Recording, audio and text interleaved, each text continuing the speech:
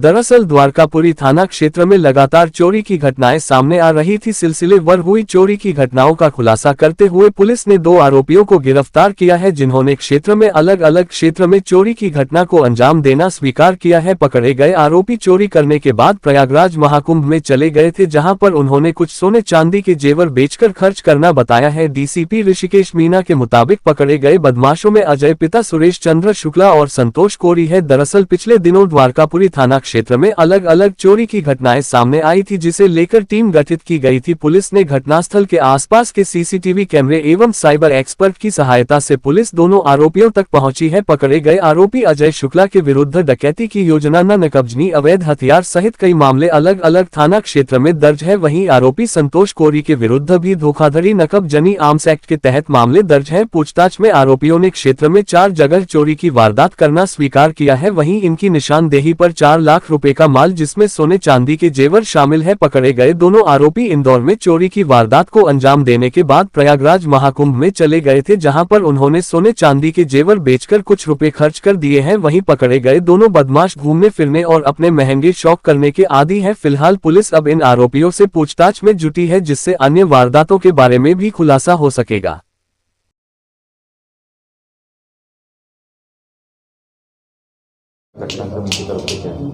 ये इंदौर पुलिस की तरफ से लगातार जो अपराधियों के खिलाफ एक बहुत ही व्यवस्थित तरीके से टारगेट करके जो कार्रवाई की जा रही है, उसी के चलते जो प्रॉपर्टी संबंधी अपराध जो हमारे यहाँ जोन में हो रहे हैं या पूरे इंदौर कमिश्नरेट में हो रहे हैं, उनको हम चिन्हित करके टीम बना के लगातार पतारासी और उनके डिटेक्शन का प्रयास किया जा रहा है। इसी के चलते जो द्वारकापुरी थाने की जो टीम है, टीआई साहब, उनकी टीम, एसीपी साहब और हमारे माइकपुर साहब, इसमें लगातार 2 टीमें हमारी पिछले 1 महीने से काम कर रही थी, क्योंकि पिछले 1 महीने और लगभग 15-20 दिन में 5-6 नकबजनी की घटनाएं हुई थी। उसमें हमने 2 आरोपियों को अभी इसमें हिरासत में लिया है, अजय शुक्ला और संतोष कोरी। दोनों के लगभग 14-15 अपराध दर्ज हैं, जिसमें नकबजनी और चोरी है।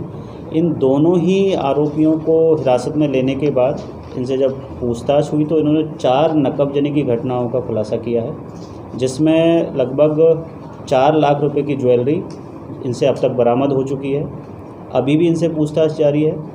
मेन कारण जो इन्होंने चोरी करने के पीछे बताया है, इनका घूमने फिरने का शौक़ और अपने महिला दोस्त हैं उन पर कुछ पैसे उड़ाने का जो इनका शौक़ है, उसको पूर्ति करने के लिए ये लोग इस तरह की घटनाएं करते हैं।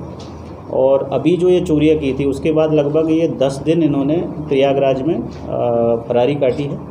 और टीम ने बड़ी ही संयम बरतते हुए, क्योंकि कुंभ में टीम कुंभ तक भी पहुंच गई थी, बट वहां पर संयम बरता, क्योंकि इतनी बड़ी भीड़ में इनको वहां डिटेक्ट करना और वहां से लेके आना।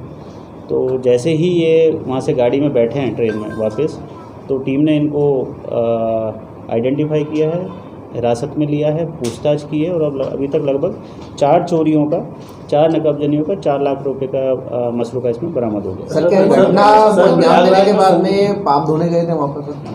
अब ये कुंभ में स्नान करने आदमी आस्था से भी जाता है, और इस तरीके के जो लोग हैं, जो इनका मंतव्य है वो जिस भी वजह से गए हों, लेकिन इसमें टीम ने बड़ी अच्छी कार्रवाई की है। 15-15 आपराधिक रिकॉर्ड है, 14-15 आपराधिक रिकॉर्ड। सबसे अच्छी बात इसमें यह है कि इसमें हमने जो हमारी फिंगर प्रिंट और डॉग स्क्वाड की जो टीम है, उससे जो हमें क्लू मिले और बहुत अच्छी उसमें जो फिंगरप्रिंट मिले, वो भी कहीं ना कहीं इसमें मैच हो रहे हैं। जो डॉग स्क्वाड की तरफ से जो हमें इनिशियली जो इसमें इंडिकेशन था, उसी हिसाब से ये डिटेक्शन भी बड़ा अच्छा हुआ है।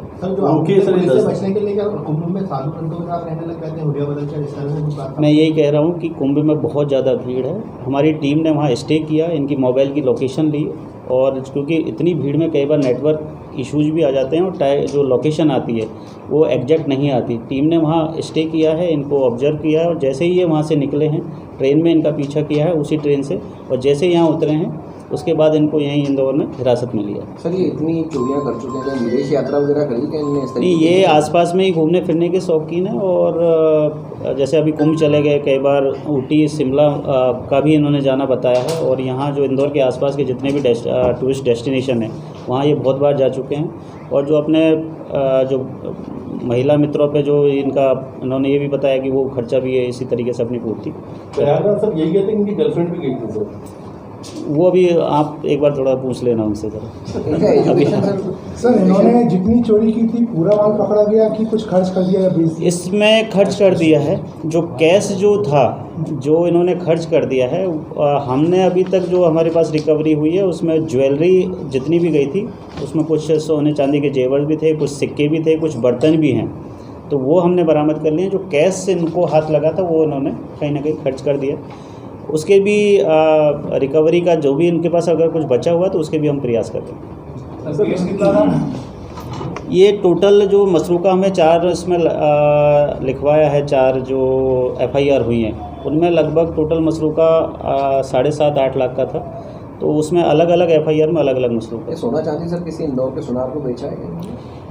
ये बाहर बेचा है। उनमें जो जिस ज्वेलर के यहाँ से जब्ती हुई है उनको भी हम अभी कि किस परिस्थितियों में क्या कह के इनको बेचा है कि अपना बताया है, कुछ बिल लिए हैं नहीं लिए, वो अभी हमारा जांच का बिंदु है। जैसा भी उसमें एविडेंस आएगा उस हिसाब से उनके खिलाफ भी वैधानिक कार्रवाई की जाएगी। सर इन आरोपियों की एज क्या है सब? ये दोनों के दोनों, एक 30 साल का है अजय और जो संतोष पुरी है वो 45 ईयर्स का है। नेक्स्ट